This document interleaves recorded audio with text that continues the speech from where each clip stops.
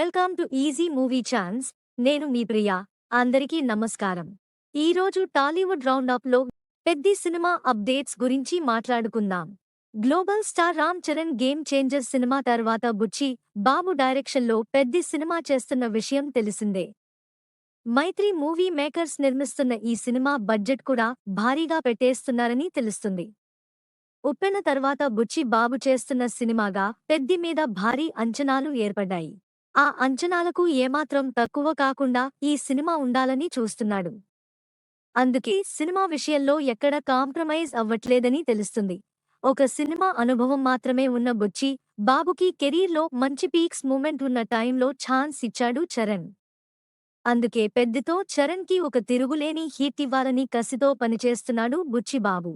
పెద్ది సినిమా ఫస్ట్ షాట్తోనే బుచ్చి బాబు ఈ సినిమా ఎలాంటి క్రియేట్ చేస్తుందో చూపించాడు. జాన్వీ కపూర్ హీరోయిన్ గా నటిస్తున్న పెద్ది సినిమాకు academy winner A R Rahman music అందిస్తున్నారు. అయితే లేటెస్ట్ గా ఈ సినిమా గురించి ఒక న్యూస్ సోషల్ మీడియాలో వైరల్ గా మారింది. బుచ్చి బాబు చరణ్ కలిసి చేస్తున్న పెద్ది సినిమా ఒక భాగంగా కాదు, 2 పార్టులుగా వస్తుందని అంటున్నారు. ఒక కథని 2 ముక్కలుగా చేసి చెప్పడం రాజమౌళి బాహుబలితో మొదలైంది. అప్పటినుంచి పెద్ద బడ్జెట్తో వస్తున్న ప్రతి స్టార్ సినిమా ఇదే పంథాలో 2 భాగాలుగా చేస్తున్నారు. సుకుమార్ ఇంకాస్త ముందుకెళ్లి పుష్ప 2 కాదు పార్ట్ 3 కూడా ఉంటుందని షాక్ ఇచ్చాడు. ఇదే తరహాలో పెద్ది సినిమాను కూడా 2 భాగాలుగా ప్లాన్ చేస్తున్నాడట బుచ్చి బాబు. అయితే ఈ వార్తల్లో ఎంతవరకు వాస్తవం ఉంది అన్నది తెలియాల్సి ఉంది.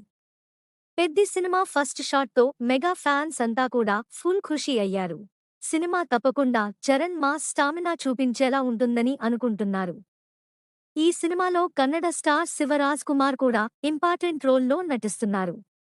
మరి చరణ్ పెద్ది నిజంగానే 2 భాగాలు ఉంటుందా లేదా అన్నది త్వరలో తెలుస్తుంది.